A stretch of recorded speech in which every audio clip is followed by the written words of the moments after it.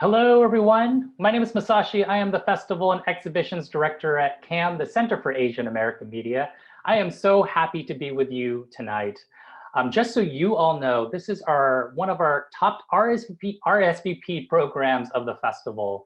There are potentially enough of you to virtually fill up a Castro Theater or a Grand Lake Theater. So we're really excited. And it's a testament to the films that are in this program. And I'm thrilled that you get to meet these filmmakers very soon. Before I bring them in, I want to acknowledge our wonderful co-presenters, Undiscovered SF and Japanese Cultural and Community Center of Northern California, also known as JCCCNC. Thank you both for helping spread the word.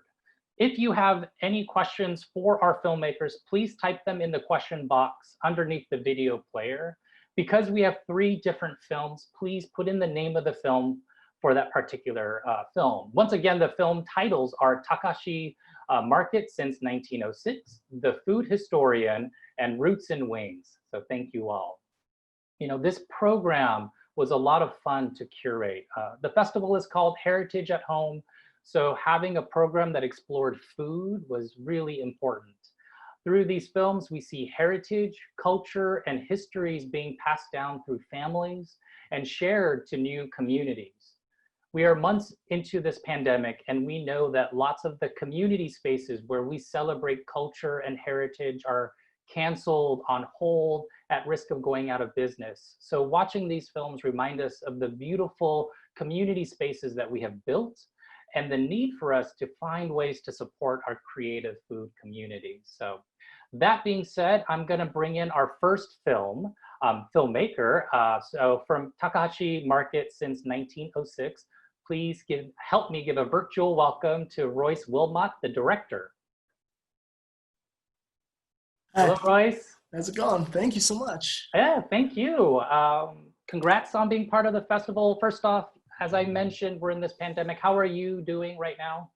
Well, I'm doing good, all things considered, you know. Just been staying at home. Just a lot of worrying about other people mostly. I think I'm pretty stable right now, so I'm very thankful for that. That's great, yeah. And Takahashi Market seems like it's open right now at limited hours. I'm curious if you know from the Takahashi family how they're doing during this pandemic.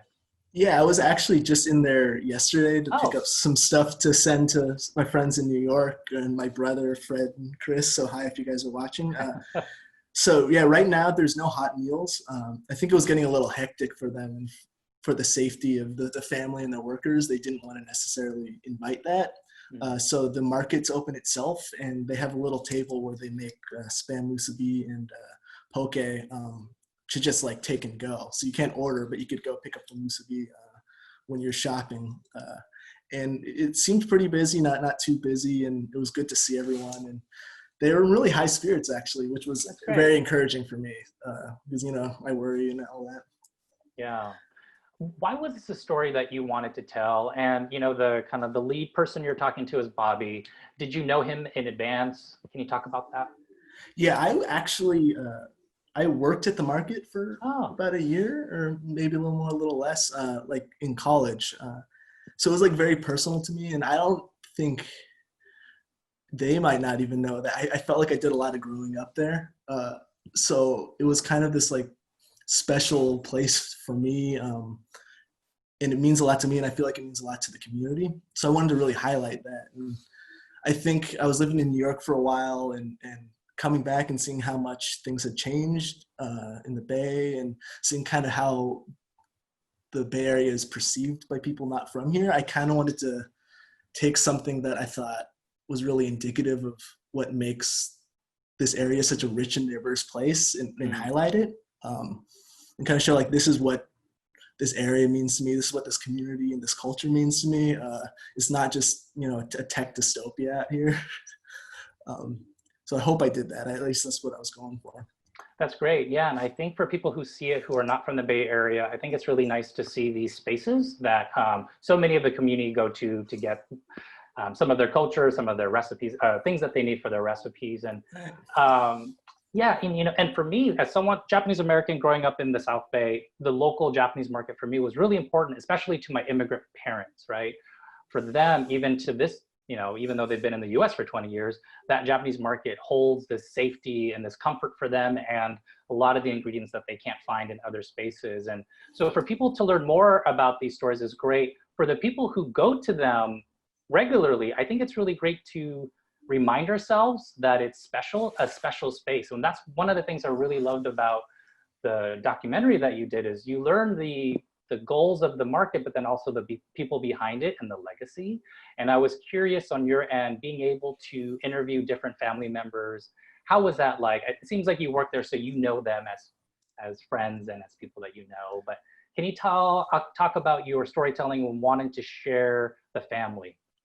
Yeah, I mean, it's funny that you say that about maybe not knowing how special what we have is unless it's highlighted from a third party. Because I felt like when I was making this and even in the aftermath, I went to like remind everyone and like how unique and special I thought it was. And it was kind of like, it was just like, oh, this is just a day in our life, you know?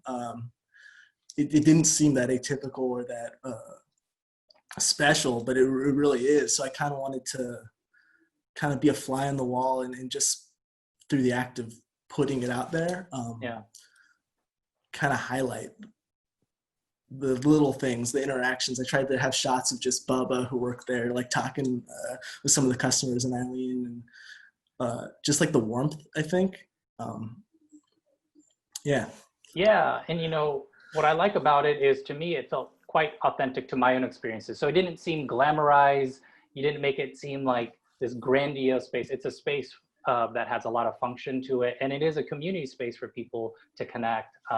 You know, one of the parts that I liked, and you mentioned the spam before, is I really like the Hawaiian section of the store. And I gasped at all the types of spam options there are. I didn't know that. But, you know, the thread of the store kind of evolving as the community evolves. And, you know, now there's more, you know, can you talk about wanting that theme in the film of, this is a store that's been around for a long time, but as the community changes, so do they, and how that impacts their family business? Yeah, I thought that's something I've thought a lot about, because I think like one of the things that makes it such a community hallmark is the way that it's kind of evolved concurrently with how the neighborhood and the region has changed.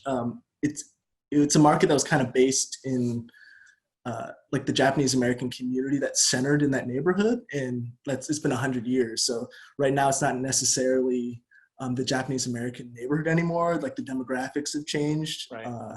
And they've kind of grown with that and have been able to serve the community as those changes happen, all at the same time being able to still serve as this like cornerstone for people who are Japanese American, who like now flock there from 20, 30, 40, sometimes people are coming from like 2 hours away just to get some poi, which is so great and unique, and one of the awesome things that I kind of didn't even know that much about until I started working there, getting closer with it. Because I'm in San Mateo, I'm like 5-10 minutes away.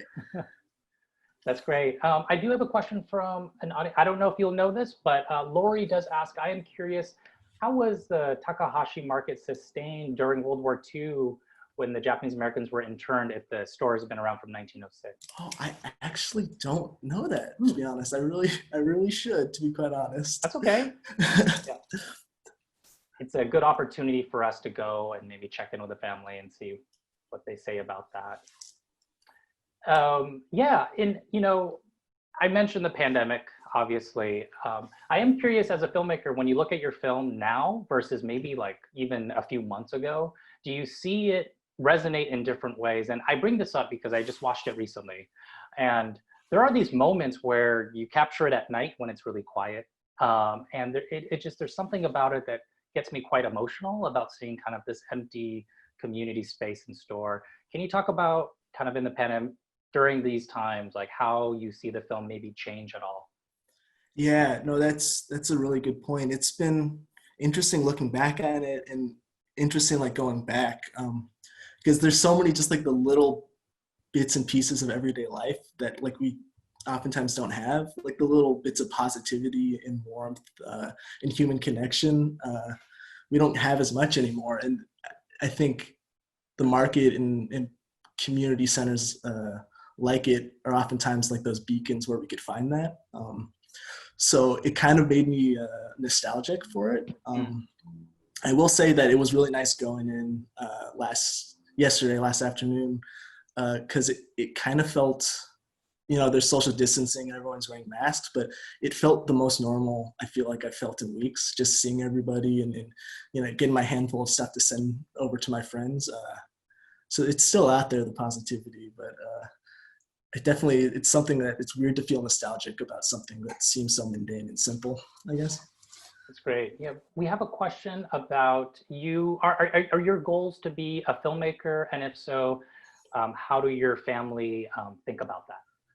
Yeah, the goal is to continue with filmmaking, and I'm a writer, and they've been pretty supportive. I've been kind of crazy. I've lived in New York for a while, and just kind of pursuing this and doing what I can. And I'm really thankful to have such a supportive family. My grandparents are like a mile away in San Mateo. Oh, that's great. And I think they're excited for this. And I'm really lucky to have that, because, I went to school, I did that whole thing, and maybe should be on a different career path, but I'm kind of pursuing this because I feel like there's important stories that I'd like to help tell and highlight. And I feel like I want my perspective and other people's perspectives to be heard and seen. So that's great. You mentioned it maybe earlier, but what do you hope people who saw this film get out of it? I think, especially now, I think that I'd like people to maybe kind of realize what they have is something that they should hold on to and highlight and kind of not take for granted. And just that things like community and culture are important, and this area is such a rich place with so many different voices and so many little nooks and crannies to be explored. And that to maybe when this is all over, kind of go out and explore your own Takahashi market, or explore Takahashi market if this is your backyard, because there's so much out there. You just got to go find it. Thank you. Yeah. Where can people find out? I mean, I don't know how many times you've played the film. I don't know if this is where this is at in your festival run, I guess, but how can people learn more about the film or about you as a filmmaker? Yeah, this is actually the premiere. I've got an Instagram, which is more of a personal Instagram. It's Smorange, the word orange with an SM at the beginning. That might be a great place, and maybe I should up the professionality of my web presence a little bit moving forward. Well, it's a great film, and I think you probably should, because you're going to get a lot of people really interested in future programs, including myself. Whenever you make future programs, please reach out to us. I'd love to see what else you do. I think you have a really kind of wonderful eye for filmmaking. I appreciate it. Thanks so much, and to everyone who put this on. It's been a great experience. Well, thank you, Royce. We'll see you at the end of this program, but thank you so much. We're going to move on to the food historian, and I am so thrilled. We have two guests with us. We have the director, Manjula Varghese, and talented artist and co-founder of People's Kitchen Collective, Sita Kuratomi Bhaumik. So welcome. Hi, thank you for having us. We're really excited to be here. Thank you. So where do I start? So let's start, Manjula, with you. Why did you want to tell the story? Well, so it's really interesting. I actually came across Sita's work actually a year prior to making this film. She had been working on a piece regarding the wall. And I remember when we had spoke then, we just really kind of hit it off, and we stayed connected. And that piece actually was for KQED. And then I ended up starting at the Chronicle. And I remember we had an opportunity to tell stories of people in the Bay who were kind of using their art and using their history to you know, to share and tell stories. And we had a column that was kind of perfect for that. And when I reconnected with Sita that year, she was explaining to me about the People's Kitchen Collective and this, the meals that they were putting on at the time, from the farm to the table to the kitchen, I believe. Is that, I'm not sure if that's the correct order, but I believe that was it.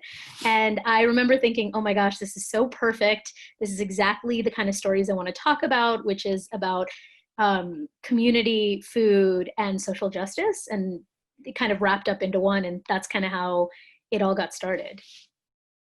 That's great. And Sita, for you to have your story kind of captured, what was it like working with Manjula and yeah, this experience? Manjula's amazing. What was it like? Thank you. Well, I have to say, I think our first meeting was the close of the wall, and I was in the back room at Southern Exposure. Yeah. And I couldn't zip up my dress, and I had never met Manjula before, and I just looked at her and I was like, can you come over here? I can't get, and so she had her hand down my dress. Yep, that's about right. Wake me up, you know, and then we started talking, and I was like, oh, this person's really cool. So, yeah, it was, I mean, it felt really like, I mean, so self-conscious. You know, and it's like, you know, one of those, like, hearing yourself talk is always kind of like an odd, uncanny experience, but just like so lovely. And I'm so grateful for you. So thank you so much, Manjula, for, yeah, for just your vision and the way you see. Yeah, the storytelling in the documentary is really wonderful. And within a short amount of time, you do a lot, which I think is really powerful. I'm starting to look at our questions from our audiences because we got a lot, which is exciting. There's some threads in here. I think one of them is the People's Kitchen Collective is, you have a lot of fans out there. And I think there are questions on how are you all doing as a collective right now? How has COVID changed kind of your mission? And there's, yeah, let's start with that. Yeah, you know, I think that, we, each of us, Saqib Kaval, Jocelyn Jackson, and myself, and I just want to also, you know, a lot of, it's all, you know, we are very attuned to working in collective. And so also, you know, it always feels a little odd when it's like one kind of person is, you know, forward, as it was in this film. And I just wanted to just say, like, the vision and the scale for what we're able to accomplish is really something that I learned once I started working with Jocelyn and Saqib. Like, it just this is the motion that, you know, this like hand, like Saqib sometimes gets this look in his eyes and he kind of does this. And you know, like, let's put 500 people here on the street, you know? And so I think that we had a retreat earlier in January and had actually decided to take a bit of a sabbatical in the summer to really, and to kind of digest, and also work on a book project, work on some of our own personal projects. And it really coincided. So in a way, we were actually really fortunate, and then we didn't have a full, you know, roster of events. But we are really thinking and listening and watching. The needs of our communities is only increasing. That has not changed. And so I think for people, so many people, you know, trying to figure out how to support community given the new also constraints, and also the new increase and in some ways increased need, you know, is, you know, and it's, so yeah, so it's, we're kind of in that right now, but we've been, you know, very kind of, I've been very personally fortunate. And I think that, you know, things like our free breakfast will absolutely happen October 10th. We will still feed 500 to 800 people. Will probably look like a distribution instead of a gathering. But, you know, and it's just something that the class that I teach at CCA called The Taste of Resistance, you know, it followed the entire, for anybody who's teaching, right? The semester has really followed the entire arc of this pandemic. And I really realized that work has not changed. The work of the course that I teach is to identify needs in the community and to use the skills that we have as creative people to address those needs. And sometimes that addressing of need is just listening, you know, and sometimes it is, you know, feeding in the ways that we know how. And so it really, that has not shifted. I think the ways we go about it have and will. That's great. Yeah, and actually that leads me to a question that Grace has. The kind of communal meals that Sita and Yana are both doing are such powerful force of building community and empathy. Any ideas on how that can be recreated or continued in the age of social distancing? That's a good question. Yeah, one of the really sweet experiences that I've had is just these networks of, how people find ways to support each other. And so there's been this really informal, like a strawberry CSA, if you will, that also then turned into a way to celebrate Yuri Kochiyama and Malcolm X's birthdays. That was kind of a porch pickup, for my house. And so, it's, for now, I think it is those kind of small, big things of just kind of figuring out what can I do with what I have, with the resources that I have. And I think that larger scale, I think one of the things that's so interesting right now is that the local and global, I think for us, especially as immigrants, has always been something that we've experienced, in very particular ways. And it's almost now like what is immediately around you matters so much.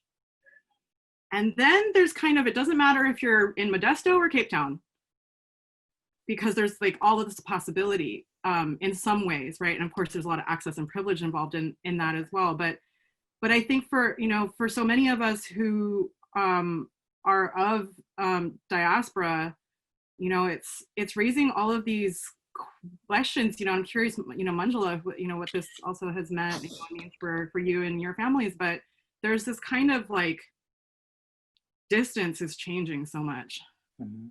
Yeah, I mean, to add to that, I was just going to say, like, this piece to me resonates so much in regards to the fact that now that we are socially distanced, we are looking so much for community and so much for connection. And I think even in the meals, like the themes of the meals that you did, so much of what came out was how relying on our ancestors and our heritage and our past help people move forward. And I think just what comes out of the People's Kitchen Collective is that support that seems that the community needs. And in doing so, they're fed, but they're also fed like emotionally and mentally, as a community, as well as being physically fed. And I think that is something that, like, for me, when I thought about doing the piece originally, that's kind of why I was so excited about it, because I kept thinking, oh, wow, this is such a unique thing that I've never come across before. And, I think it would be really great to tell it from the perspective of somebody who's running this experience. And Manjula, this is a piece that you made a year or two ago. What new projects are you working on? Is there anything you want to share? Goodness. Well, yeah, I mean, I just finished a project that actually published last week, looking at the effects of COVID on the elders in the Bayview. It was a really, really hard piece to work on, but as you know, COVID-19 and coronavirus affects the disenfranchised and communities of color at a much higher rate. So that piece just published. So if you want to check that out, you should. It's in the Chronicle, and that's out there. And we're currently also looking at a piece, currently exploring the idea of how othering is becoming on the rise right now, especially within the AAPI community, regarding the rhetoric that's kind of being talked about. So I'm kind of working on two pieces about that right now. Yeah. That's great. Yeah, those are really important pieces. We're going to have to wrap this up. I do want to end right before this call, Sita, we talked about, the first time I actually met you was almost 10 years ago when you came to a CAAM board retreat dressed as a curry can. Taught me a lot about Japanese curry, things I did not know as a Japanese American. I should have, but I did not. So I've been, as you know, a big fan of yours for a long time. And this week, there's a piece in KQED that interviews a lot of different food folks, community leaders. You're part of that. People should check it out on KQED. But there's a piece that you wrote that I think is really powerful. So I wanted just to quickly read it. And I'm stressing because I'm worried I'm gonna slaughter the beauty of your words, but I wanted to end it with this. And maybe if you have any last thoughts with it, but here we go. So these are Sita's words. I have both hope and delusionment around the future. I do think that this moment is about the alienation of labor laid bare, and what that means for restoring our whole selves as people. I think about the question that a former student of mine, Mariana Martinez, asked me: what are our jobs outside of capitalism? What are we really meant to be doing? Are we meant to be caring for our elder in our family? Are we meant to be a writer? Are we meant to help people start gardens? How can more of our lives be taken up with the activities where we are the brightest? I would ask that if you are a person who is waiting for things to get back to normal, to think about all the people for whom that is not true. It's about asking those questions, and they're difficult to reckon with in the face of so much real loss and real fear. It is important to think about our collective survival in a way that truly supports not just any one person, but how we can get there together, because that is the only way we'll get there. So thank you, Sita, for writing that. It's really wonderful. Manjula and Sita, thank you so much for being here. We're gonna move on to our next film, and we'll see you at the end of this program. So thank you. Thank you so much. Okay, our next program is Roots and Wings. I am excited to bring the creative team of this new food documentary series. Please help me welcome Lisa and Irene Yadal and Michelle Sampior. Yay! Here we go. Hi, everybody. How are you all doing? Hi, good. Hello. How are you? I'm doing good. I'm really excited. You know, all of the films in this program, we were hoping to play at CAAM in May in person. This was one that, you know, I've known Lisa for a while. Lisa used to work at CAAM. So you informed me of this new food series that you've been working on. And at first I was like, oh no, is our program already locked in? I don't know if I have room. But then I saw it and I was like, this is so amazing. And I'm so excited that you're all working on this. Can you talk more about your new series? I know it profiles women of color chefs, but any more you want to share with the audience? Yeah, first of all, we have to say thank you to Chef YANA because she encouraged us to submit, even though you had already closed the deadline, or we'd already passed the deadline. So thank you, YANA. For us, it was important for us to, look, we are fans of food.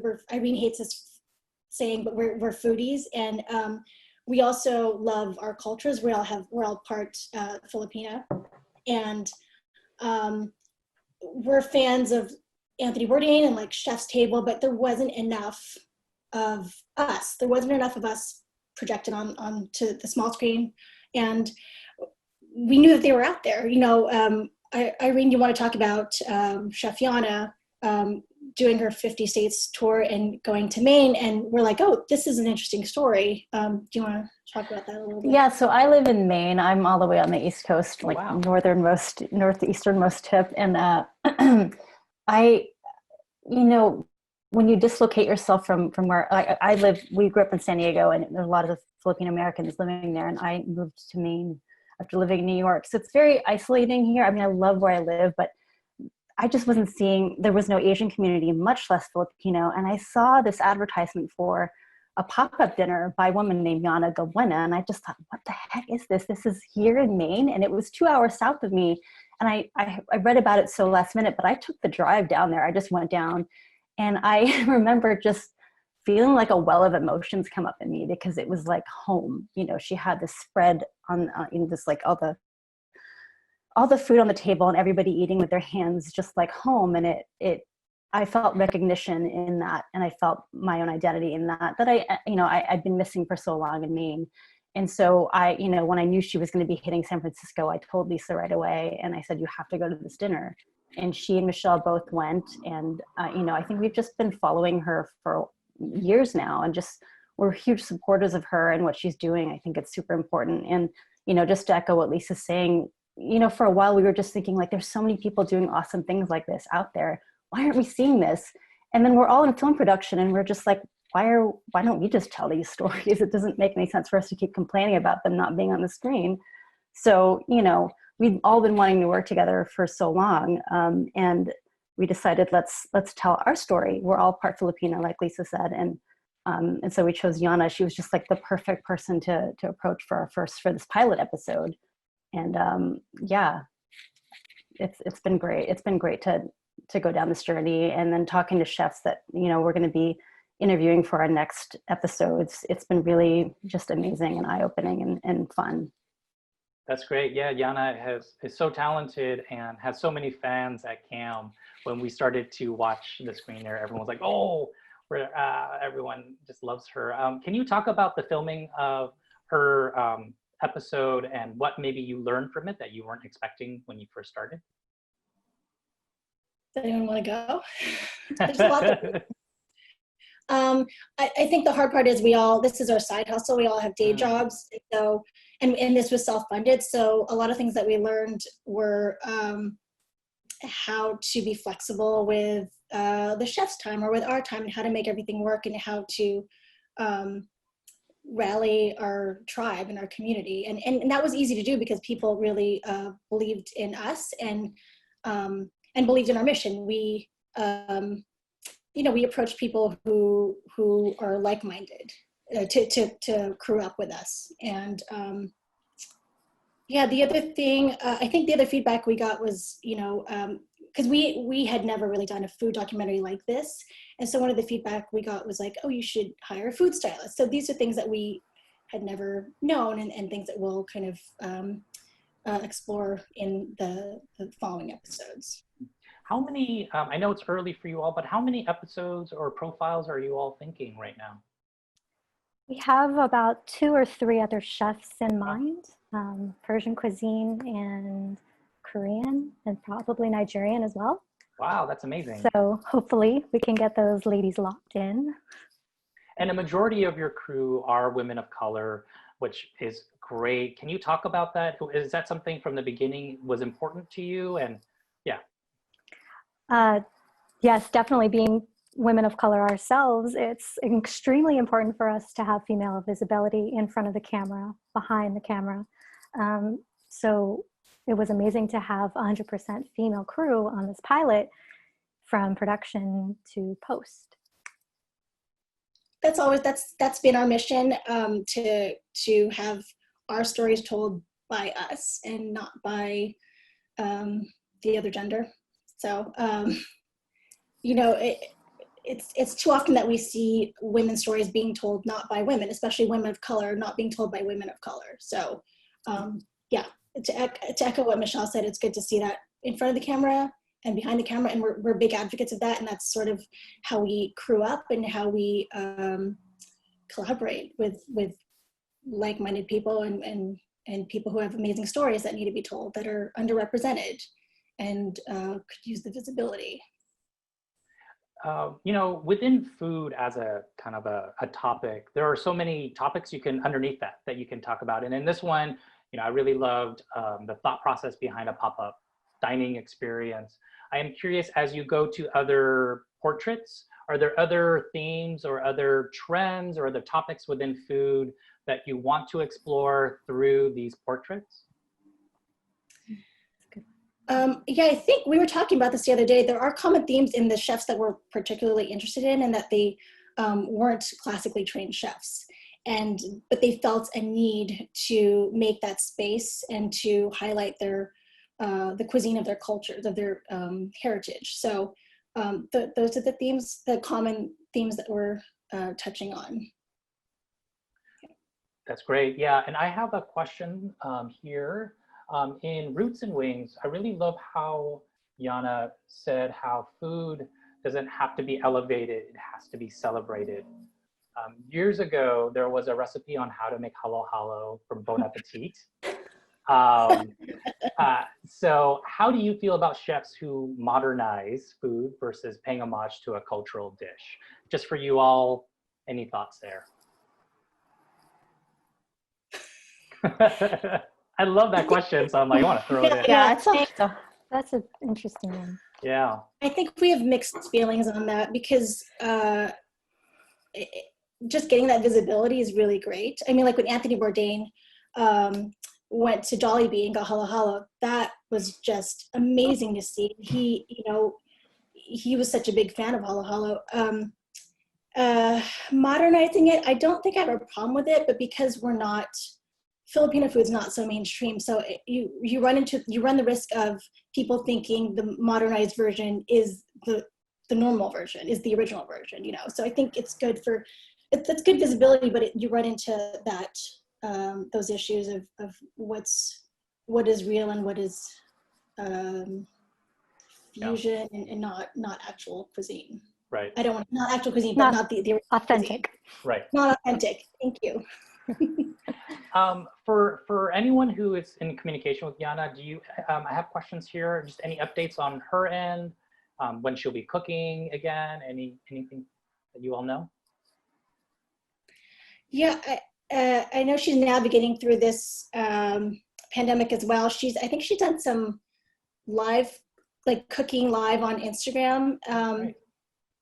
And I know she's itching to get back. She's such a nomadic chef. She quit her job in New York and she's planted herself in San Francisco, but she loves to travel and meet other people and spread the Filipino food gospel wherever she can. And so I know that she, as soon as this pandemic is over, as soon as we get to the other side of this pandemic, it'll, you know, I'm sure she'll have like altered kind of settings, but she's ready to get back. And I think she's also working on volume 2 of her cookbook / memoir.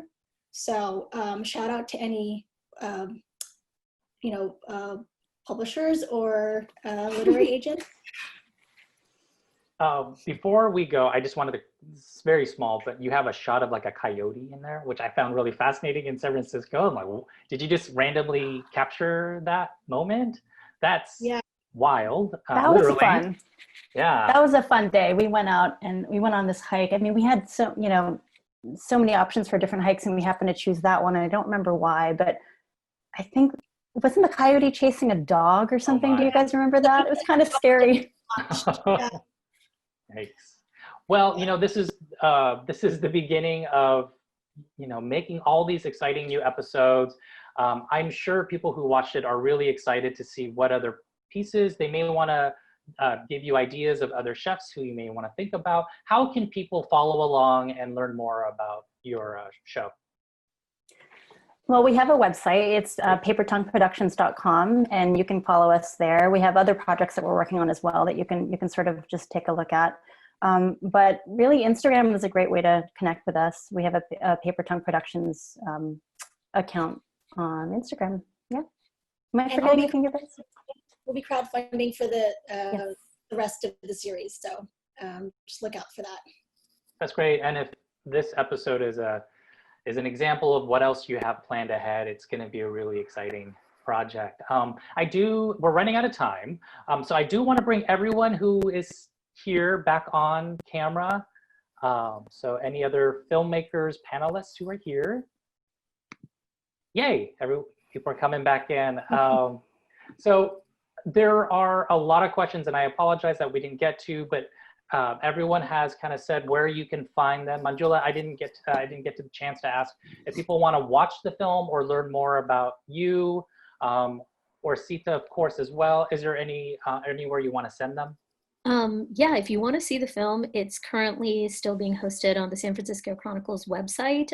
It was part of a column called The Regulars, which highlighted people in the Bay Area. So you can kind of look it up that way. You can also find it on my website, which is just manjulav.com. And it's highlighted there. Yeah, that's where you can see some of the work. Sita, how about for you? Well, as you were just mentioning, actually, I found out from Masashi that article was published in KQED with a lot of, actually, our collaborators as well, and my co-founders from People's Kitchen Collective, so please check it out. Yeah. Great. Well, I want to thank you all so much for making these films. I was really excited about this program, so I'm glad you're all able to make it out. I want to thank the audiences for participating.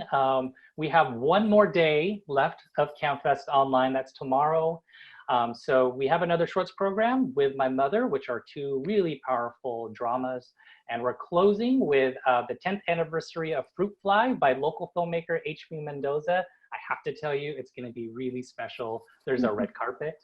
There's performances. It's going to be wild. So anyways, thank you all again for participating. I'm excited to see what else you guys make and the future of these films. And everyone have a great night. Thank you. Thank Thanks you. so much. Thank you. Thank you. Bye.